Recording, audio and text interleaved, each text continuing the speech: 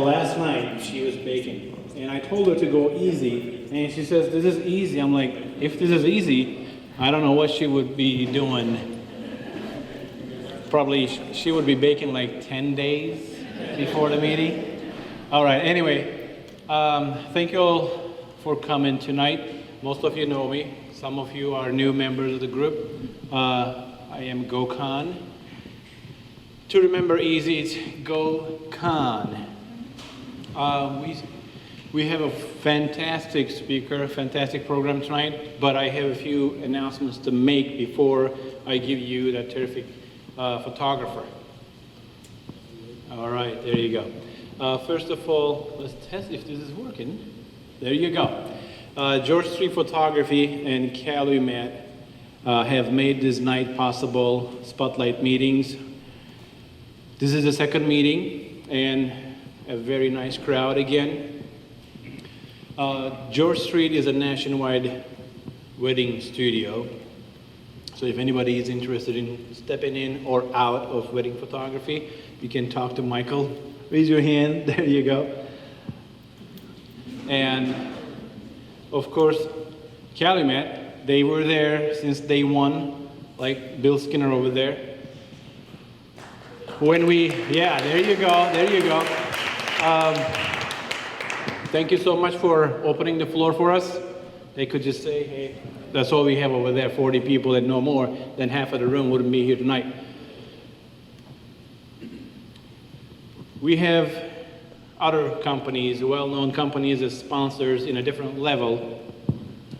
So as you see, we have some promo codes and On1 Software, Think Tank, and Black Rapid, and we have a couple other companies actually stepping in. Do I have JR here? JR, can you actually stand up? I have to say a couple of things about you. JR owns a very sophisticated film and digital print lab. It's actually called Print Lab. All right. So if any of you do shoot film, we gave you Print Lab cards. You have to see his location and see what these guys are doing. So, thank you.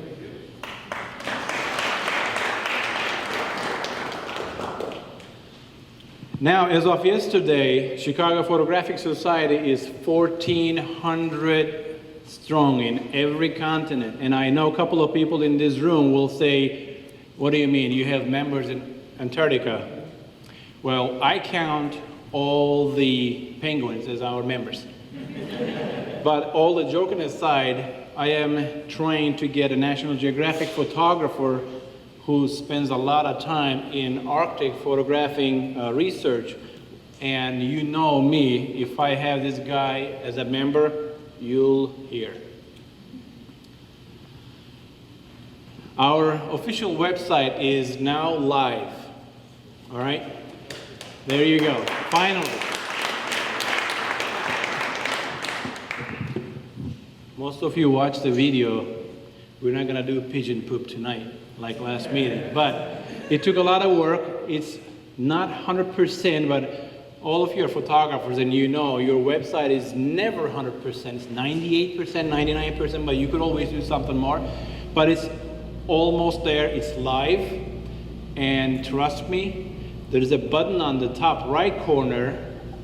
It says donate. That is live too, just so you know. All right? We are proud to bring this group from a very small photographers community to an international nonprofit organization.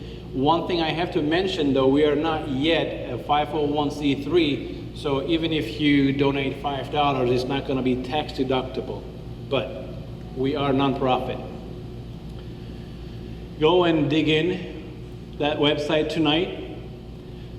And this is one of Nima's picture. I asked our members to submit photos so we could create a nice slideshow that represents our community. So we have photographers who shoot streets, editorial, boudoir, weddings, you name it, we got it. So in that slideshow, you'll see a selection of pictures from our members. Also, that slideshow will rotate quarterly. So you're not gonna have to look at Nima's picture all year long. After this meeting, we're gonna meet at a bar for a few drinks and appetizers. And to be fair to the bar owner and workers, we would like to see who is able to join us tonight. Can you raise your hand so we can give them a call? All right, my wife is ready. All right, there you go. So 2, 4, 6. Neil, why don't I have you in charge of that? All right, that's it? All right, there you go. Come on now, come on. It's gonna be fun. All right, so 10, 15 people? I'm going. You going? All right, there you go. All right, you got it. Yeah, and you can change your mind. You come in. So if you are planning on joining us, there's the address.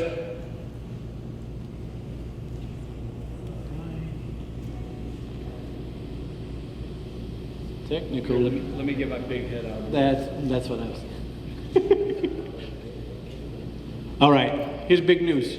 Most of you know tonight is about street photography, and street photography is a very big and growing love for me. But you know that last 3-4 years we've done so many photo walks.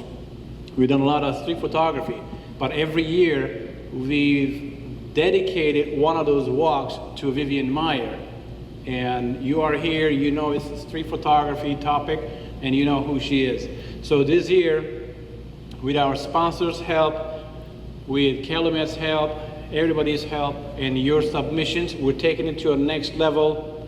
We're actually doing a very serious street photography awards. So more information will be on the website, will be on the Facebook wall.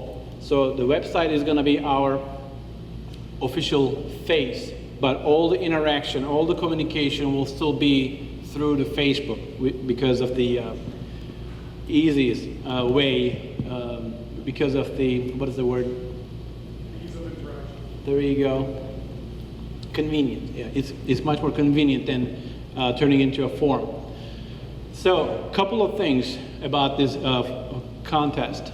I won't be able to contribute, the management team of the organization won't be able to contribute, but we have very established, very well-known people as judges.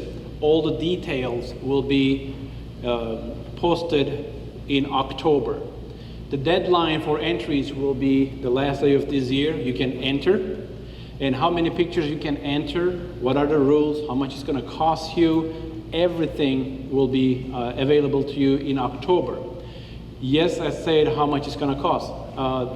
Entries for this contest will not be free, but all the money we get from entry fees will be spent for the prizes that's gonna be going to the grand prize winner and first, second, and third place, and People's Choice Award, all right? Announcement will be made during our January meeting, January 31st. Winners will be announced here, here or at the library, wherever we meet. Since we talked about January, the topic of January will be business and finance of photography.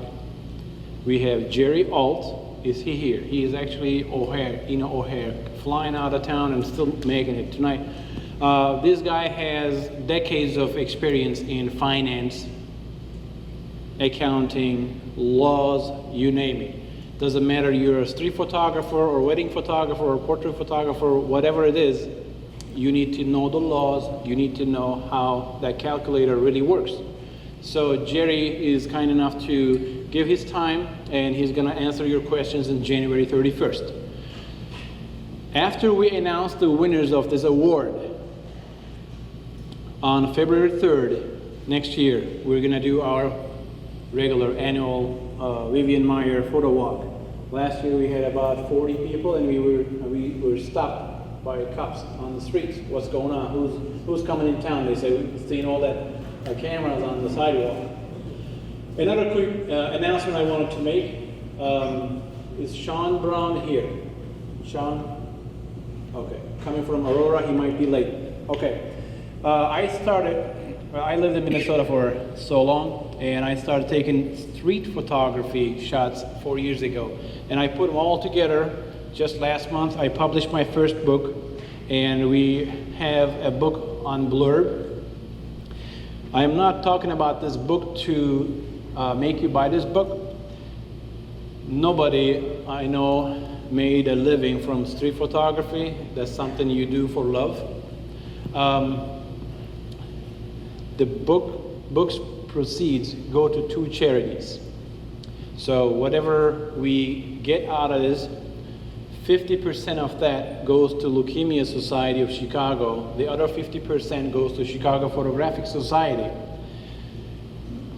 What do we do with that? Last month, 2 months ago, we discovered a 9-year-old boy in Indiana. This kid has talent, this kid has passion for photography, and it was brought to my attention, and someone in this room who doesn't want to be acknowledged donated a DSLR, and we got that camera repaired. So I donated half of the sales of the book, and a couple of members actually insisted 11 at night calling my home, how can I send you money to help this kid? So that's who we are, all right?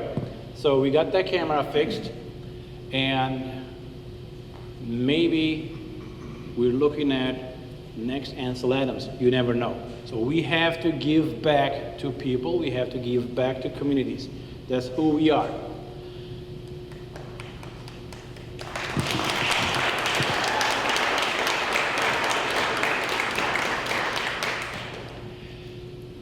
Yes. If we wanted to put together a book like that as a group or as an individual, doing the same model that Absolutely. Let's talk about that later, yeah? When you entered, John gave you a couple of promo cards. One of them is a workshop that's gonna take place in this store October 7th. It's a full-day wedding photography workshop. If you do wedding photography for a living and do street photography on the side like me, you might be interested. Or if anybody you know might be interested in a full-day wedding photography workshop at Calumet, let them know. 2 wedding photographers from UK are coming to Chicago.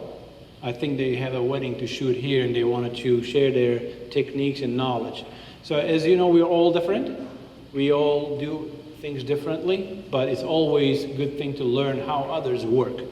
So I think it's limited to 20 people. I did not have time to read those cards. One other thing, we pressed hard. Well, it wasn't very hard. They are donating 20% of their proceeds to us so we can give it back to the communities. That's October 7th. And October 14th, there you go. We rented a trolley.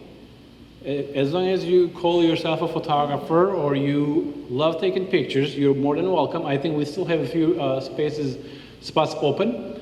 On October 14th, we're going on a trolley ride. So especially wedding photographers, we get on trolleys every weekend or limos. We never get to enjoy it the way the client does, well, we're not supposed to anyway. But so this is what we're gonna do. If you'd like to know more about it, this is also on our wall. October 24th and 25th. What is that? Okay. October 24th and 25th, we have a photo walk, street photography walk in New York City. It is free. Streets are free. We're leaving Chicago on October 23rd, and you can come back whenever you want. There is PDN Photo Plus big expo trade show. Yes, please. To New York? New York? It's up to you, but I'm flying, honey. Yeah. Well, that's right. chit chat with people on there and then see if anybody wants to carpool. Absolutely not. Why not? So we're gonna do, the trick is, we're gonna do street photography in New York for 24 hours nonstop. So we arrive, some of you in this room already booked, they're coming with me. We're gonna arrive, our walk starts on the 25th, 24th, 3 p.m. and end on 25th, 3 p.m. And then you can come back whenever you want. October 31st, because of the New York trip, we moved the October meeting to October 31st. And that's gonna be about wedding photography. I will be talking about second shooters. How to be a second shooter, how not to be a second shooter, what to look in a second shooter. November will be film photography. Andres is over there. That young man over there with the black shirt, he's got incredible knowledge and experience on darkroom, all kinds of film, how to scan them, how to print them, how to develop them. So that's gonna be our topic in November. In December, I'm almost done here. In December, we have the holiday party. No matter you're atheist, Muslim, Jewish, Christian, doesn't matter. It's the holiday party. We celebrate holiday every year. This year, though, we're gonna go next step. We're gonna make it big. We're gonna make it real big. So it's gonna be right before Christmas, because it's more dominant holiday, and people go to different states, different places to celebrate or be with their families. So we're gonna do it on December 20th. I hope to see you there, and hopefully you get, you write down these dates. That should be it for me. I think I have a wonderful person to announce, Nima. I have to tell one more thing about Nima. I told him that I would want him to do this many months ago, and he's like, oh boy. And he's inspiration. You'll know why he's the speaker of tonight. Thank you very much.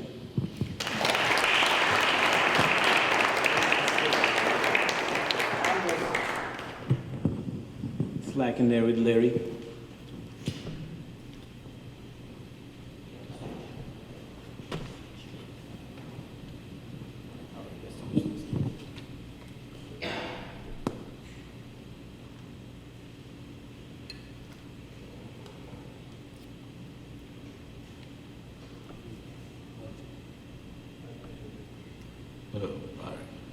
Well, thanks, Gogan, for this wonderful introduction.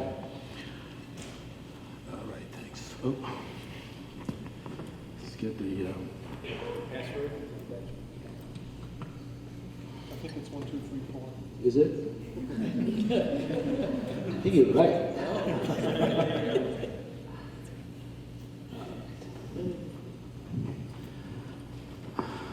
All right, let's talk about photography now. Well, my name is Nima Taradji, and I'm a photographer here. I'm going to talk about street photography today. This is the first real photograph that was done by Daguerre back in 1839. There is if you talk about street photography, you're really talking about what at the core of what photography is. Because the first photograph that was taken out of a window at a certain time, a certain date, at a certain point of view, and although the people who were passing by, you can't see them, you can see this one person who was the shoe shiner, who was steady enough to be recorded on the daguerreotype. Some people say that there is another person here, but there's a debate on that, whether this is the guy behind the window or not. But in any event, this is the first photograph that was done, and it's a street photography. It's about humans. It's about how we live. It's a recording of history of humanity. Now, I think street photography is all about humanism. It's about what we do and how we live our lives on this planet. The definition that, the book definition is a body of philosophies and ethical perspectives that emphasize the value of human beings individually and collectively, and generally place more importance on rational thought than on strict faith or adherence to principle. To me, all those words mean that it's about humans are the essential elements and there are no rules. That's at the bottom part of what we do as a street photography. That's what it's about, humans, and there are no rules.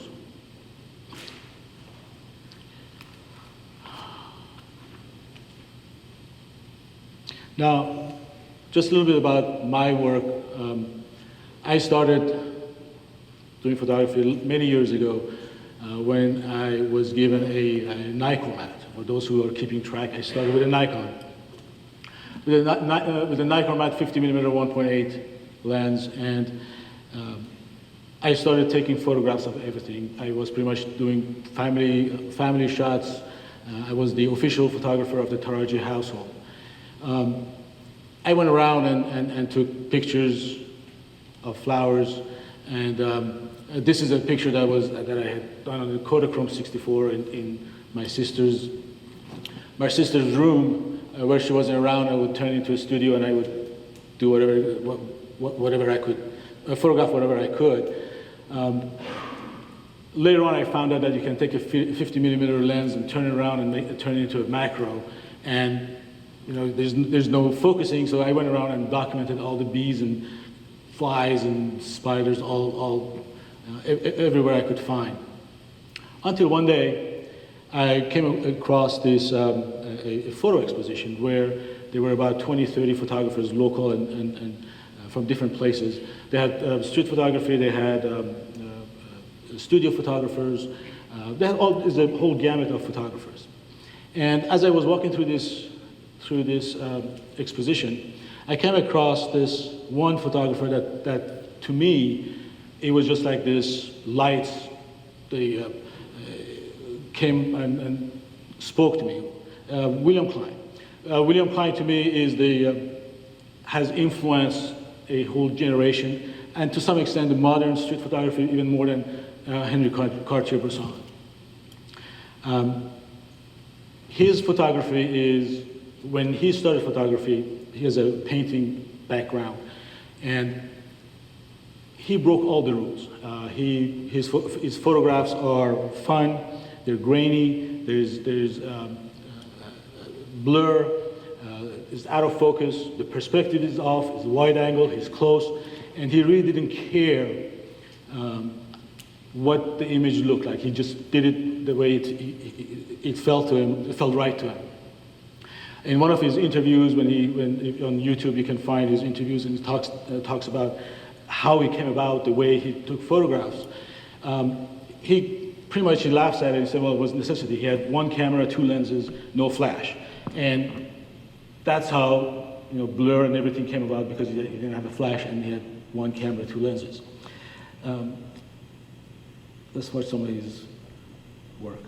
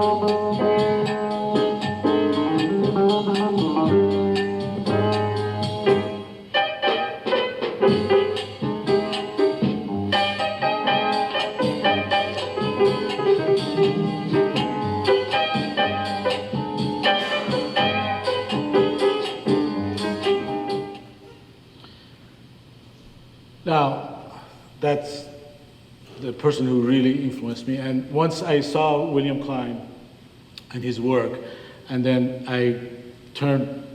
my early work was I turned the camera towards people, and I started taking photographs of people, and street photography became a major part of what I did. This is some of the early work that I did.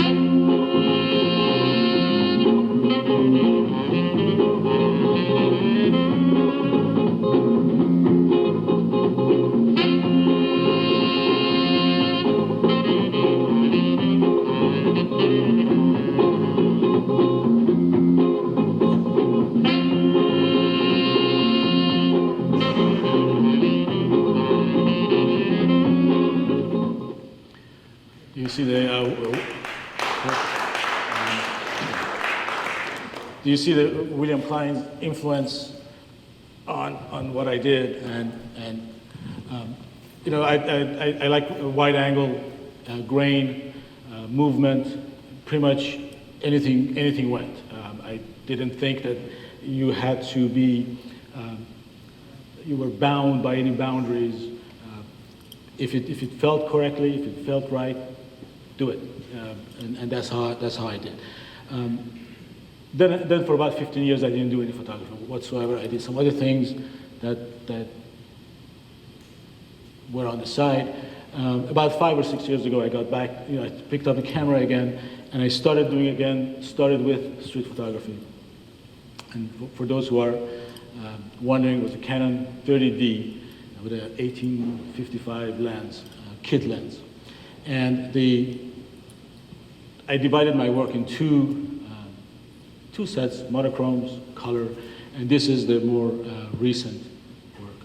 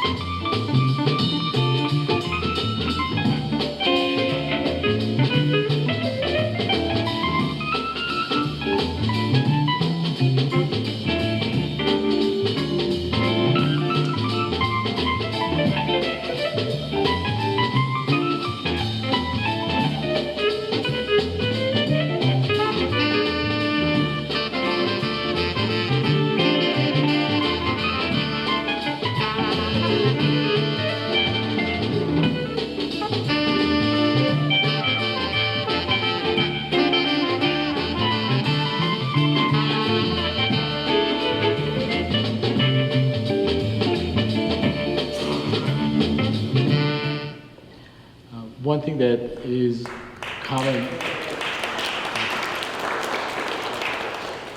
Thank you. You notice the wide angle getting very close, movements, blur, all of that can be made part of the elements in the photograph, and then the black and white, and then the color work.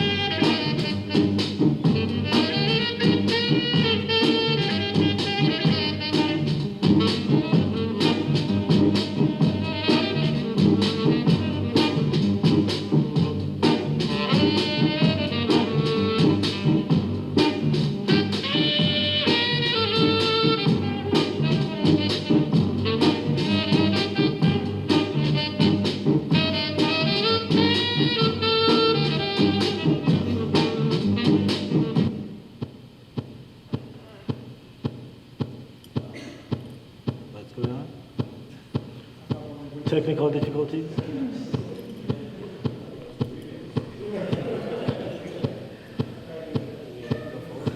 No. Skip it.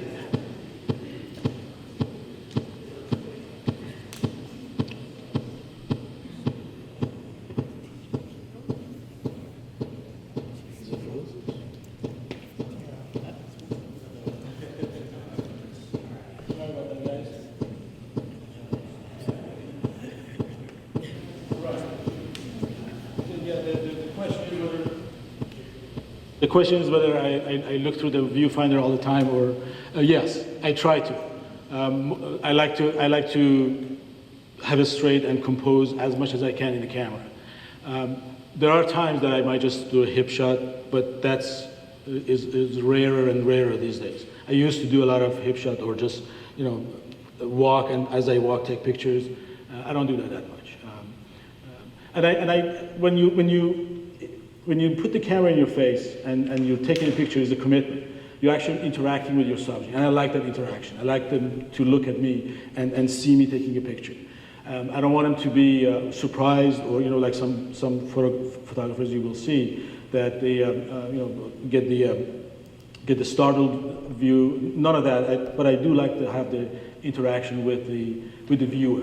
When you look at the picture and they're looking at you, there's an engagement that occurs that I think is good, is beneficial to the photograph. There are people who complain, yes, but mostly the way I photograph is that I use a hyperfocus. I'm already set the amount of time that takes for me to take the picture is maybe about 2-3 seconds, and a lot of times people looking at me, they don't realize what's going on within the first few seconds, and by the time that they realize what's going on, I'm done. And I either walk away or they really doesn't the interaction is not that much. Oh, excuse me for a second. Put in my. Super secret password. I actually forgot, it's 5, 6. There was a question. Go ahead. Yeah, I noticed that most of the images are really sharp throughout the entire range, you know, so you have, good depth of field, and you're not, going to a wider open aperture. Is this deliberate to ensure that you can get sharpness or enough sharpness on the subject that you're interested in, or are you not really interested in trying to capture a look as opposed to capture the emotion of the subject? That's mostly product of the lens I use. I use wide angle. And when you're using wide angle, a lot of things are already, and f8 is pretty much everything is in focus. And my personal view is that I like to have everything in focus. As much as the bokeh idea, I think it doesn't pertain to, at least in my view, it doesn't fit the idea of street photography. You're taking a picture of a person in their environment, and the environment is as important as the subject. There's an interaction between you, the subject, and their environment. All that makes the street photography. All of those are important. The foreground, the midground, background, all of it brings something to the image, and it's as important as anything. So everything is in focus. Right. Nima, just make sure that when someone asks a question, you repeat it so everyone can hear the All right. question. Does boredom ever come into play? Do you ever get bored of doing the same street? I mean, you mostly shoot in Chicago. Do you ever get to a point where you don't find anything interesting at all? The question is whether the boredom comes into play when you're shooting all the same thing. No, I haven't experienced it. There are days that I go walk around and I know that I didn't get anything, and that's perfectly fine. But there are days that I go and that I feel I got something.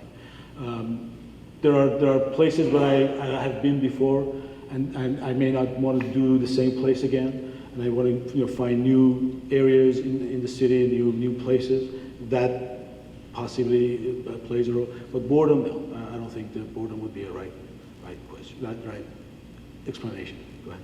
Do you ever ask for photo releases for photos you really like or anything, or you just take them and go on? The question is whether I ask for photo releases. No, I've never asked for photo releases. Never. Tracy, go ahead. My main problem, I don't like sit down, okay? And in speech, I've actually had people like approach me, look at them, jump me, and I think it's really got something to do with like the big camera and the long lens. So have you gone to moved away maybe to a more compact camera to be less, I don't know. Conspicuous. Basically, because it's not working. Well, I think the question can be summarized as to what camera I use, And then if you're still using a big DSLR, how are you making conspicuous? If you shoot from what are some of the things that you do so you right. I don't use DSLR. I use rangefinders. I think rangefinders are the best. At least for me, in my personal opinion, are the best, work best for street photography. And the main reason is that when you're using a rangefinder, you can see there's no mirror that comes up to cut your view. You see the before, during, and after as you take the picture. And that's, I think, is important to interact with the scene you are trying to get. And at least for me, it works. A lot of people have done beautiful work with DSLR. I'm not saying that doesn't work, but you have to see what works for you. And rangefinders are quieter, they're less, people notice them less. And a lot of times I have, my cameras, I have covered all the markings. So it's pretty much, if somebody looks at it, they think it's just a toy camera, or they don't see, sometimes I use a Leica or Fuji X100. They're all covered, nobody knows what it is, and they don't care for it. Go ahead. I noticed that you have a lot of square formatted images. Could you explain your preferences and reasons? The question was whether I use a lot of square. I've been going back and forth. There are, it's pretty much, I'm in a juncture, I don't know which way I'm going, whether I'm going to stick with square format or with the frame. I like square format. It's sometimes it's easier. It makes more sense for some scenes, and for some scenes it doesn't work. So What's actually there, when you look at it, out of the camera. well, I don't use the square format is cropped. So on the cameras they're all rectangular. It all depends on the scene. When I'm looking at it, and I will talk about it later on if we get this thing working.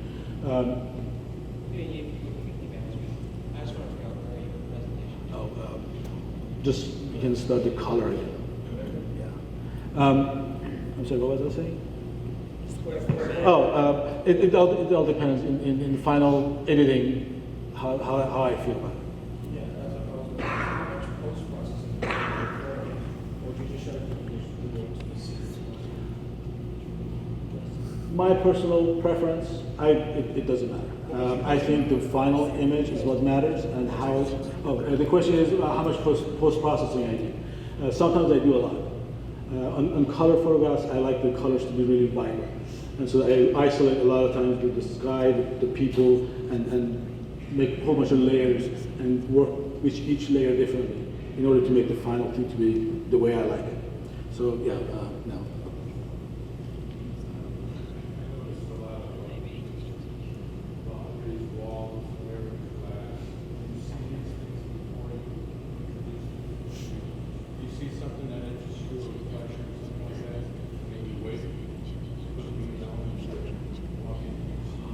The question is whether I see something that is interesting scene and then wait for things happen in it.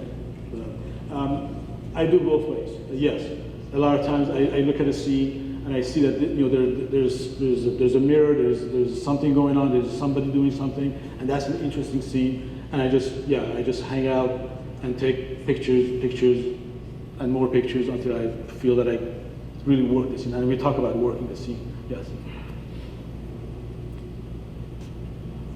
Go ahead. So do you go out having an idea in mind, or when you do your walks, do you see a scene a little bit, evaluate it, and then take a picture? Do you go out and try to accomplish a certain type of image that you have in your head, or you just leave it open? The question is whether I go out with a preconceived image in mind and try to do that. Yes and no. There are. Although most of the time I come across a scene and I've seen that sort of scene in another photograph, and I think I can work with that, and I might just hang out and see whether I can get what I'm looking for or not. Usually I just go out, and most of the time I just go out and walk around or hang out in the corner and then take pictures. Right. Where are we? All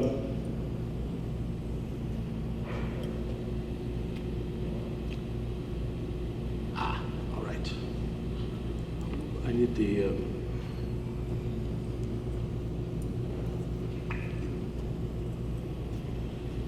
So this is the color work we were working.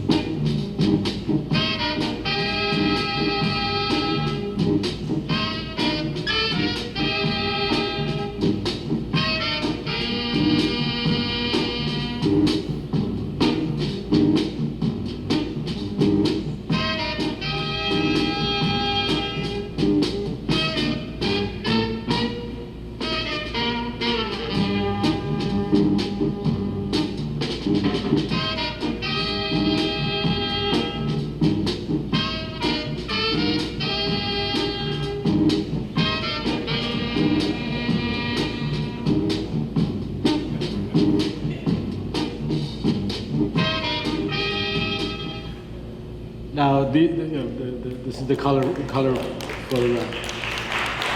Thank you. There are a lot of other people that I think there's a whole plethora of photographers, street photographers that are really important. There are a few that I think are important and have influenced some of my work. And I just, even if I haven't influenced me, I think their work is important and it's really interesting. One of the people that I think is interesting is Joel Meyerowitz. He was trained as a painter, and you will see that some of these photographers that I will talk about, there have been a formal painting background, which I think is interesting regarding their work.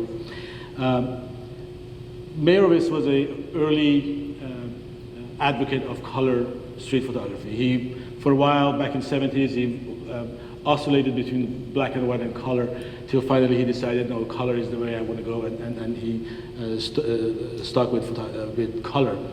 These days, he's moved from 35 millimeter he's jumped over the entire 20-quarter and 4x5. Now he's walking around with an 8x10 camera, taking pictures, and he did some really good images of 9/11 ruins in New York. He was commissioned to do that, and it was awesome photography. This is some sample of his work.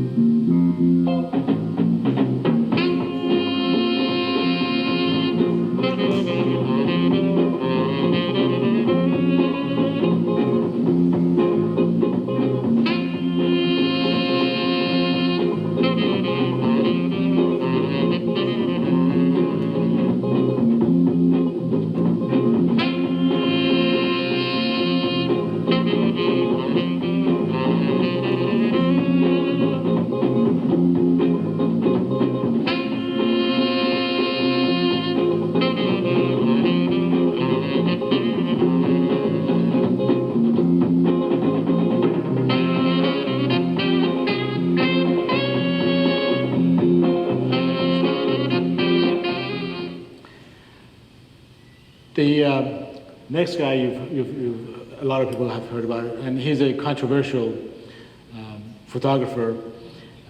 He studies sociology, and part of when you look at his work, I think that comes across.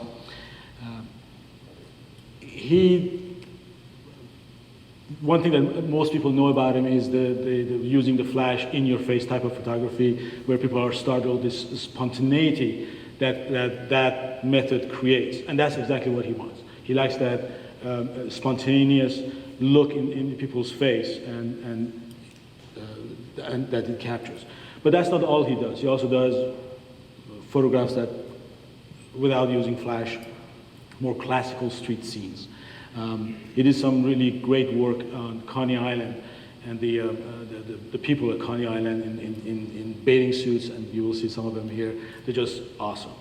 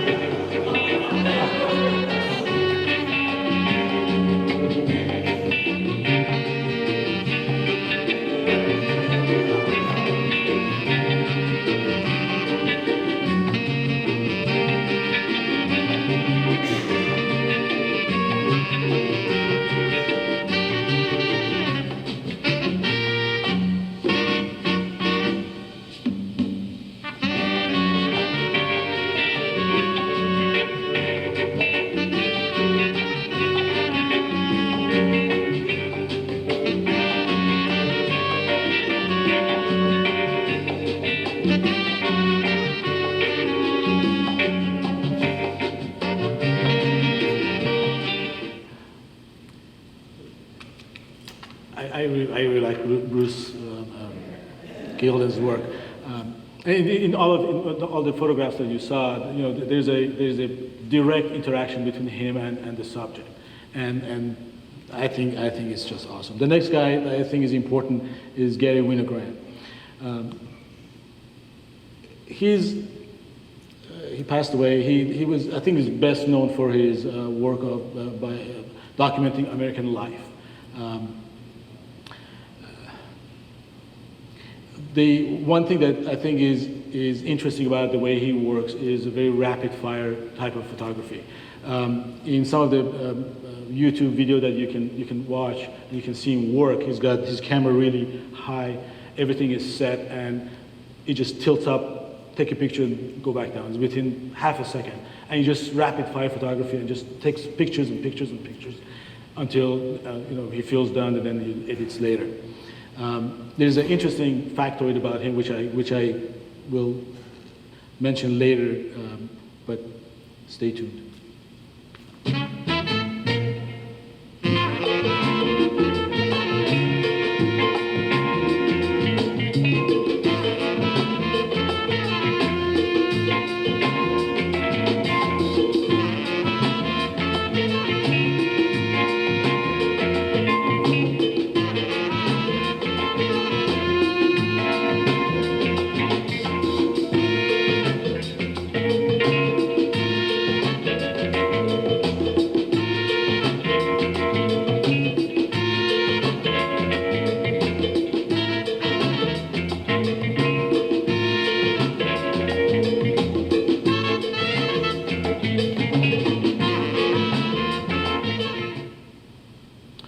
And the last but not least, we're talking about, I don't think we can talk about street photography without mentioning Henri Cartier-Bresson. He also studied painting as a background, as a formal painting background. He believed that you don't crop. I think once he was asked what is the most important part of photography, and he said geometry. And geometry in his work is very, very obvious. He never cropped, pretty much everything straight out of the camera. Just as a factoid, he's along with Kappa, and some others created Magnum Photos, the agency that now Bruce Gilden is part of it.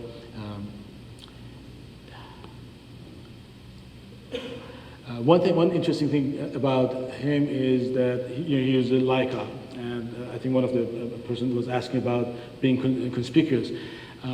He painted his Leica black because he didn't want it to be shiny, the silver part. And you will see his work is very geometry.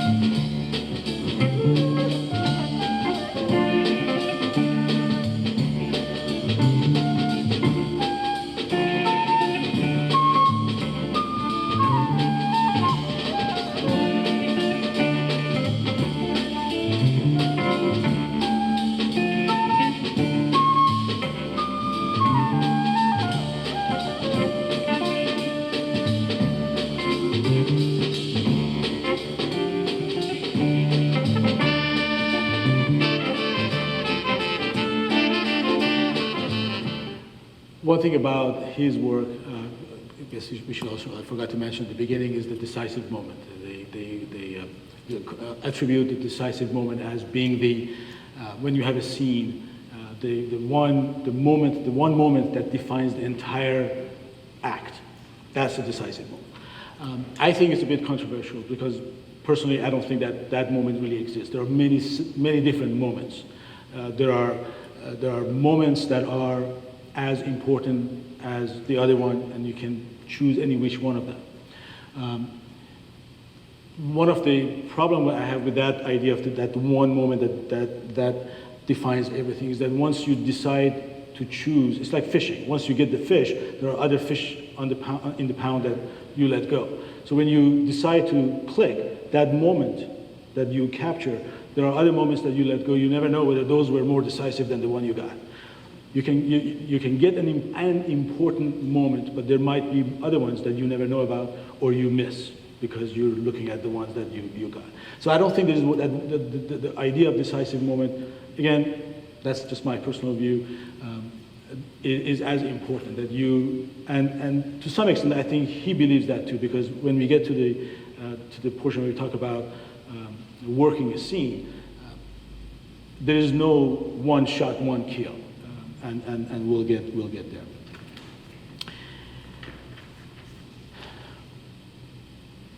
Now, I mentioned working the scene. That's, I think, this very important notion when you're doing street photography. As I mentioned, there's no one shot, one kill. You work in the scene, and if you look at a person's work of, this is a Winogrand contact sheet.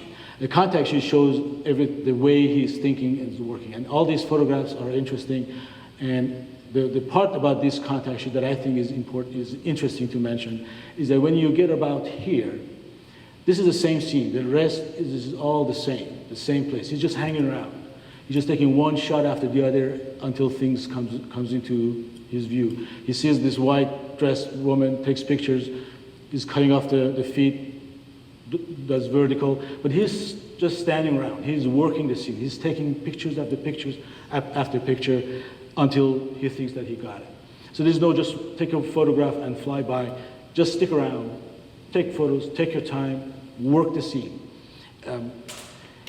This is 100 Cartier-Bressons from the book. And you see there are 16 photographs here of the same scene. He's working the scene. He's just taking pictures after pictures after picture, and then choose one that turns out to be the one he's happy with. You're looking at these pictures, and a lot of time we're looking at these big shot photographers, and we think that, they just saw this moment and they took it. That's not true. They worked the scene, they took pictures after pictures after pictures, and then in editing, they tried to figure out which one was the one that they liked. A sheet of contacts. This is a video. 36 exposure. The video that we're going to see is William Klein, and he's talking about his contact sheet, about the way his mind progressed when he's working in a scene. And there are a lot of videos, and I think, but this from the horse's mouth is, listen to him. There are about 3 or 4 quotes that are just awesome, and I'll mention them at the end. Just listen. A sheet of contacts, 36 exposures, 6 strips of 6 photographs taken one after the other. You read them from left to right like a text. It's the diary of a photographer. You see what he sees through the viewfinder, his hesitations, his hits, his misses, his choice. He chooses one moment, one angle, another moment, another angle. He insists, he stops. You rarely see the contacts of a photographer. You only see the picture chosen. You don't see the before or the after, like you do on a proof sheet. A picture is taken at 125th of a second. What do you know of a photographer's work? 100 pictures, let's say 125. Well, that's a body of work. That comes to, all told, 1 second. Let's say more like 250 photographs. That would be a rather large body of work. And that would come out to 2 seconds. The life of a photographer, even of a great photographer, as they say, 2 seconds. Okay, contacts. You see the before and the after, why one picture is taken rather than the other, and then why one is chosen rather than another. Here, a cast of characters in cement. the garden of a sculptor in the south of France in 1970. Less surprises than with people in movement, but the same problem. How to frame, what to photograph. The text says, "Give us a smile, honey." "Right away, baby." "That's it. Terrific. Don't move." No chance he'll move. He weighs a ton and he's screwed into the ground. Anyway, that's what photography is about, more or less.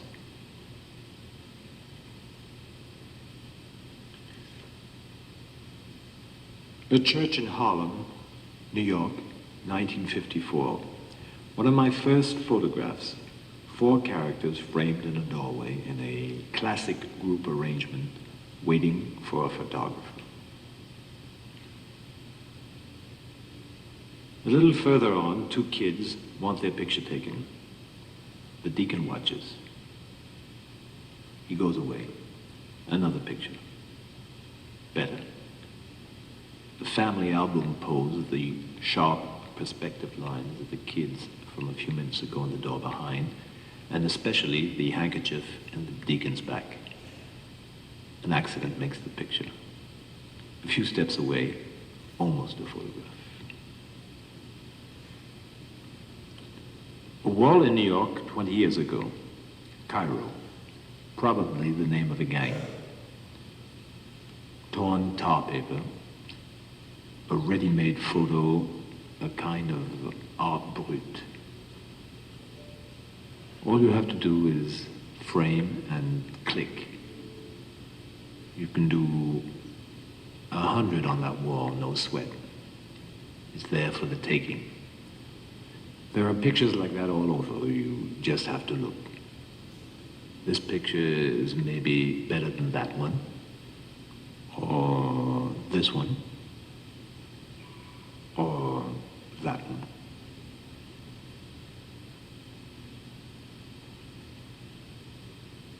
Another group, Little Italy. The dwarf is the street mascot in the Italian neighborhood in New York, 1954. Being photographed in the street was still a big deal back then. Anyhow, it was a surprise and a very big joke. "You gotta be kidding. Hey, you got film in that camera?" I use a wide-angle lens. The guys on the side don't know they're in the picture. They break up and they reveal themselves. It becomes a self-portrait. For a few minutes, the camera turns them on. "I don't believe this. Hey, put his hat on. Lift him up. Hold him." But there's a limit. Both for me and for them. The surprise, the joke, wear thin. "Hey, what's this for anyhow? Enough already. This guy's out of his mind." Tokyo, 1961. A troupe of modern dancers that I bring into the traffic of Ginza. They come towards me, twisting convulsively. My Leica becomes a movie camera, shot after shot as fast as I can. No motor then, in fact, I never use one. I like the excitement of reloading, aiming, and firing. I walk backwards. They advance, spastic and impenetrable, like Japanese should be. Cars barely miss us. We provoke each other.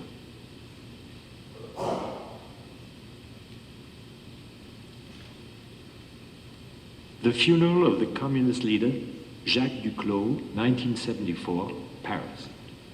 An enormous glum crowd, photos of Duclos pinned to the lapels, above their heads, Humanité, humanity. For the French, it's the name of the communist newspaper. For others, the designation of a species. For me, it's both. I want a photo with the banner Humanité floating over woebegone, abandoned Parisian humans. Perhaps it's this one. New York, 1955. I was trying to put together my family album. I wanted to record everything. That day, a series on typography without people. Walls, signs, graffiti. Here the window of a bar, the Happy Days bar. A guy comes to have a look. I motion, don't move. He doesn't. A photo. The one I used in my book. There he was, posing for eternity in this typographic universe. That's the way it was. a New York bar in 1955. Then he starts to ham it up. Too much. Not as good.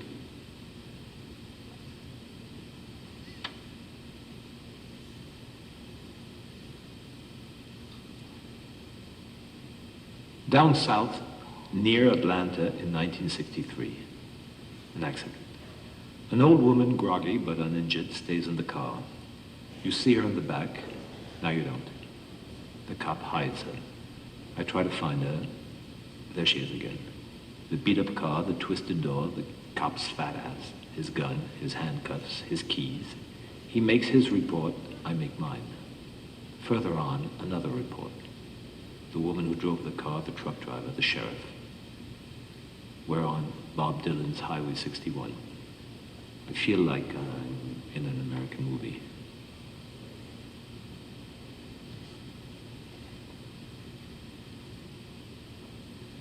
Moscow, 1959. The big department store GUM, we're in the photo department. Russians, high cheekbones, caps, checkered shirts. They move, so do I. It's like being in a Russian movie. The chandeliers, the heavy furniture, the sun behind that burns the film. On the right, someone watches me, suspicious. I walk away. A few steps, and we're in Chekhov. I photograph a woman with a flowered sweater. Not a photograph, more of a reflex, a detail. A second later, she's still there, but everything has changed. Everything has come together. The light, the staircase, the actors, and in the bargain, a pretty girl looking at the camera. This is a photograph. Paris, Armistice Day, 1968. The crowded sidewalk, trying to take a picture. Hitting and missing, then I stop. Standing in the street, a rare moment. It's all there. Foreground, middle ground, background.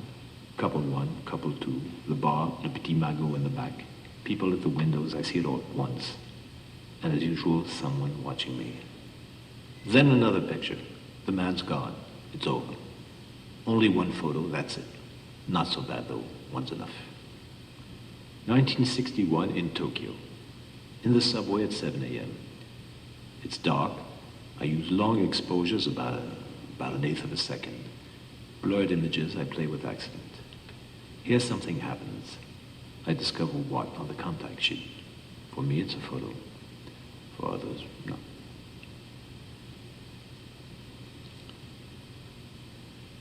At a costume ball in Paris a few years ago, using a flash with long exposures, something I've always done, the surrounding light burns out the edges. A monster comes out of the fog of flare, stares at me.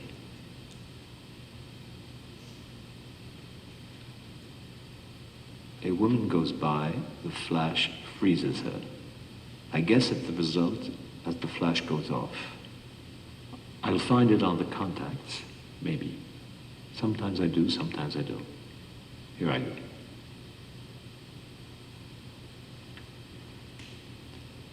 A county fair in France, 1982, a sack race.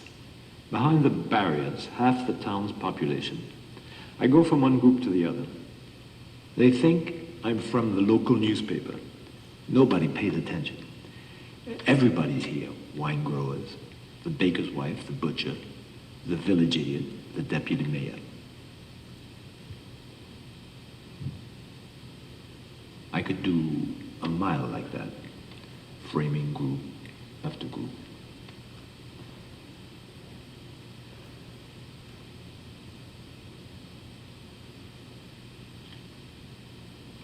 Well, we're running out of time, so I'm going to cut this short. But there are about 5 quotes that he talks about that are, I think, I'm going to repeat it, are important.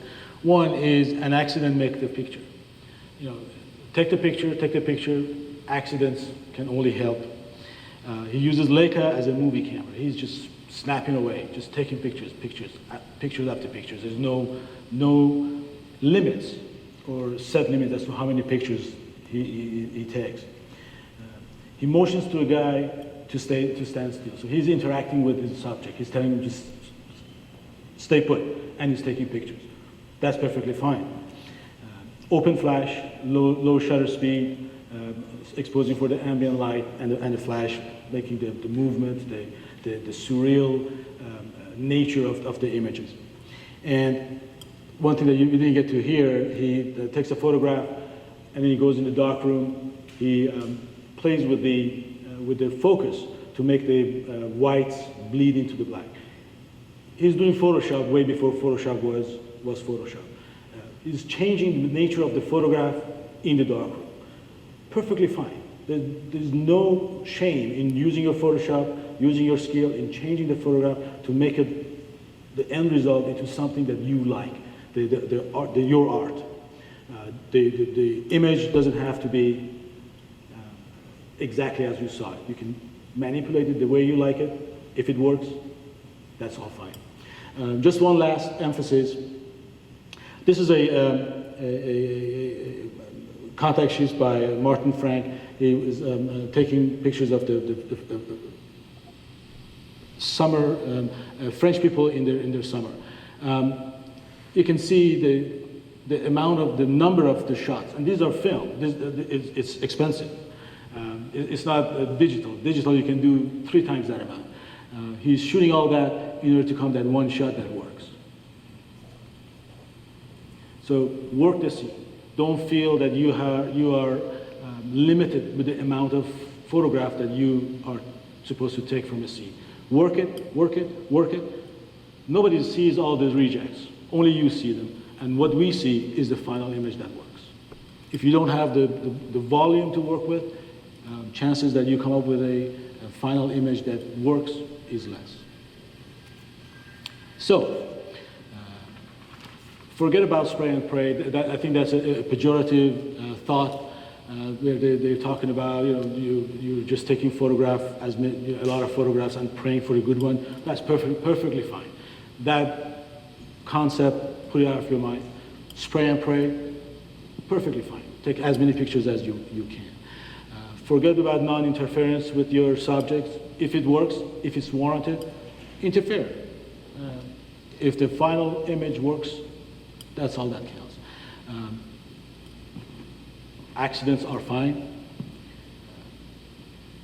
And manipulate your image if you feel that the final image is warranted. You may end up doing it too much. You may end up not having done enough. But work with it and be open to changing it in the darkroom in your Photoshop as manipulated. Things that I think you should remember doing: keep it simple, be prepared, have your, they said F8 and be there, hyper focus, F8, have your camera ready, and you'll be good. Have enough cars and batteries with you. Blend in the crowd. Some people, Bruce Gilden doesn't blend in the crowd. He's sticking out like a sore thumb. I like to blend in. Don't attack people. Work the scene again. That's the one single, if you take one thing out of here tonight, is this: work the scene. If in doubt, take the picture. Sort it out later in darkroom or your Photoshop. If you feel like you need to take permission, get permission. If you feel like you have a model release, have a model release. I've never asked permission. I've never asked for a model release. And have a good attitude, and everything works out well.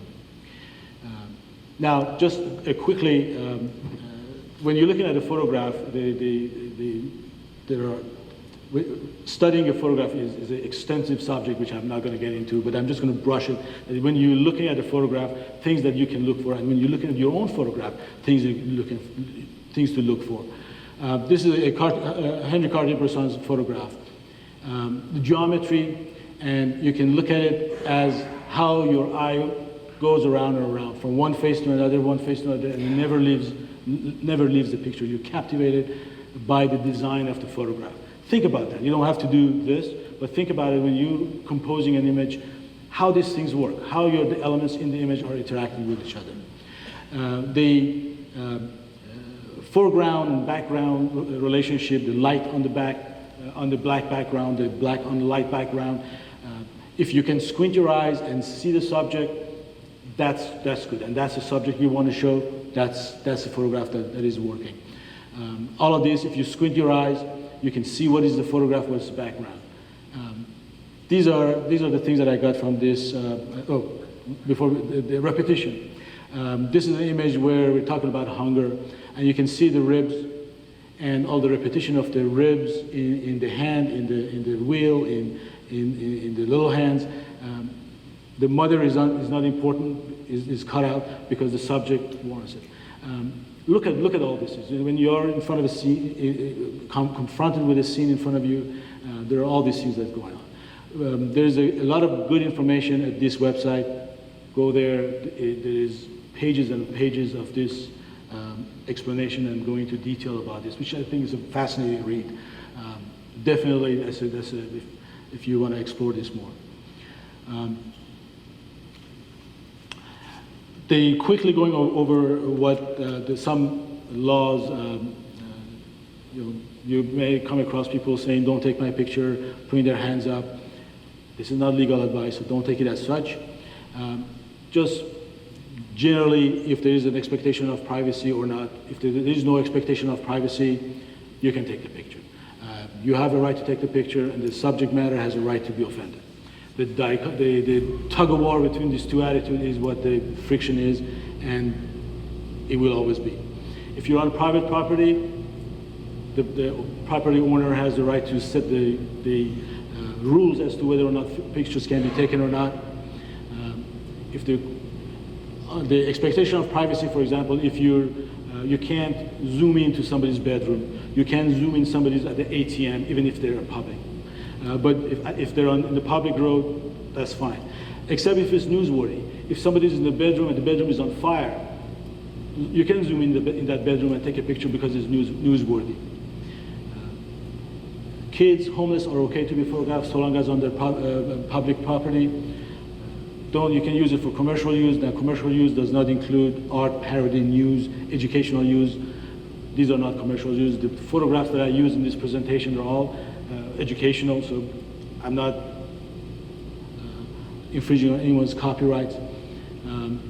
Use your discretion. If you are confronted with a person who, a 300-pound, 6'5" person, and he's coming at you with a club, and he's telling you not to take the picture, don't take the picture.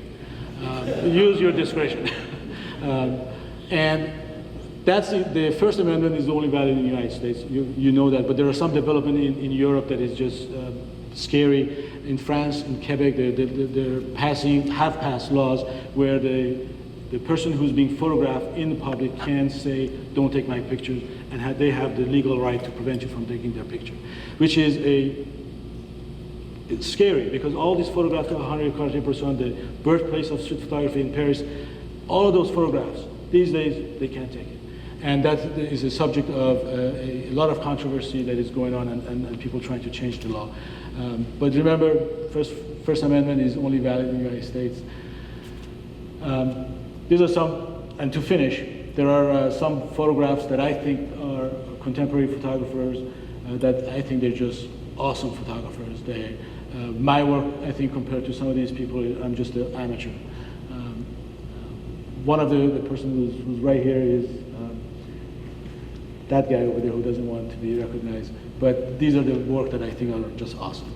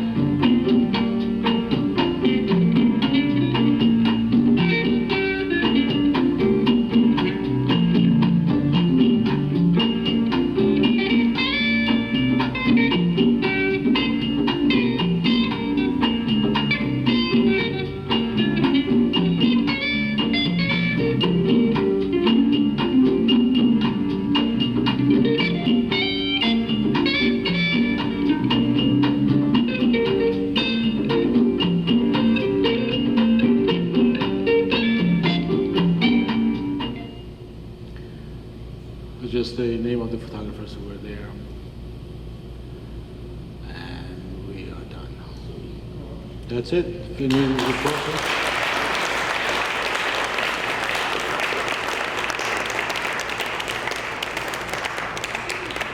Thank you. Any questions? Go ahead. So, you know, you don't necessarily need to release for, like, say if I was, I don't know if it's qualified, I don't know, you know, having something on display in the museum as far as art is concerned, it's one thing, but then, like, putting together, say, book release types of things, are we protected with that same thing, and selling books, say, The question is whether or not we're protected if you're taking a photograph and putting it in the photography book and you're selling the book. A lot of publishers, they require release. I don't know that answer. It depends. Right, museums, as they say the same thing. Individual prints, I think, personally, I think as long as it's a work of art and you're selling it in the gallery, it's fair use. I mean, that is, that it's not being used for commercial purposes, it's not being used to sell a product or advance. Right. That's our, some publishers may be extra careful and ask for release, but it's not being used for commercial purposes, it's just something that as art. Right. Yes, what he said. But then there are other issues, like we saw some of these pictures that were, you see a CPS logo, that you might want to trademark.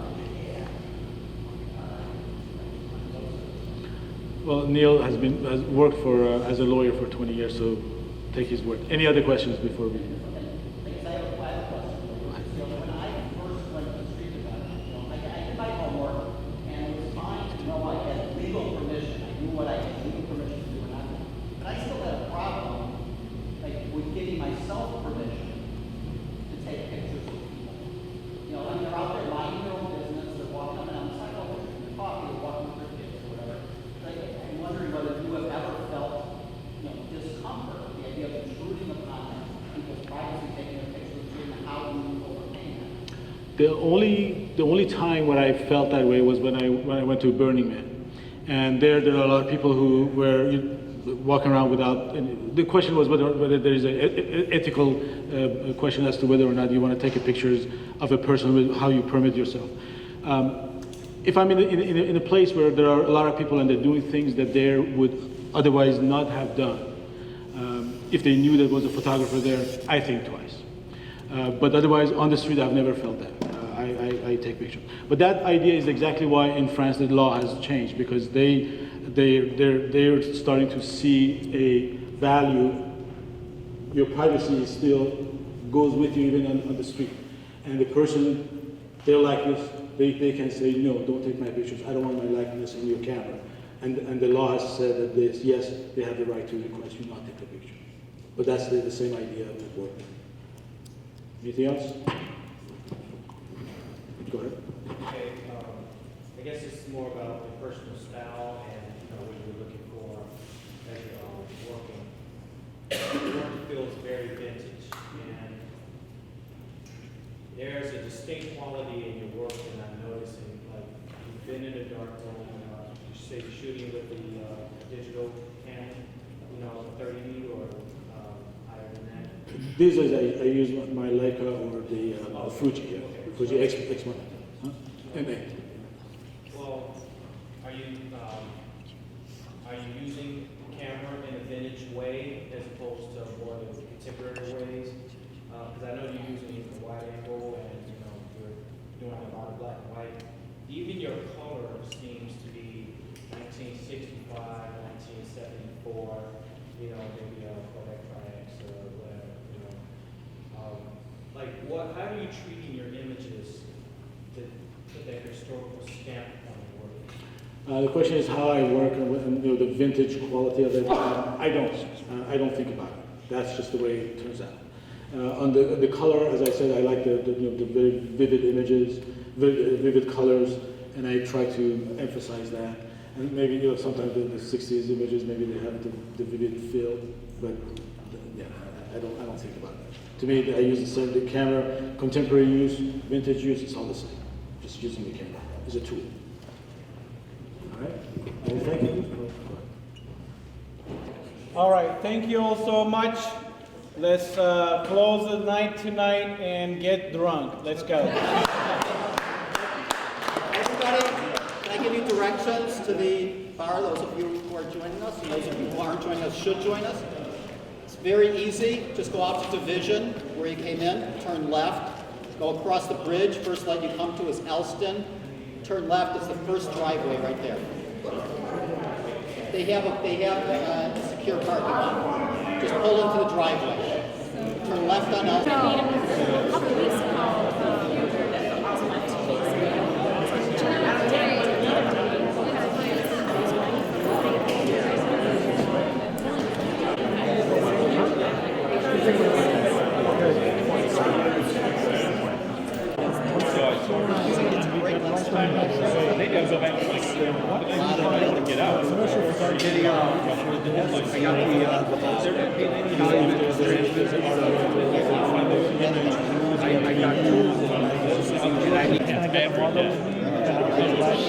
They're just assuming that you were doing because it's a commercial to some extent, even if you're doing it here. So I go to the airport, I go down there, I see fighter jets, To get jobs. You're going to do your family to get job. So in a roundabout way, it is commercial. Because I know. Can I get the dates sent to me? I'll post it online. And can you put some of those authors up? So This was for you. You don't have to impress me. Not me. usually get some B-roll for this. For you, that's my audience. The rest is I'll be on the equator. and then stick to your gut. It's not for you. It's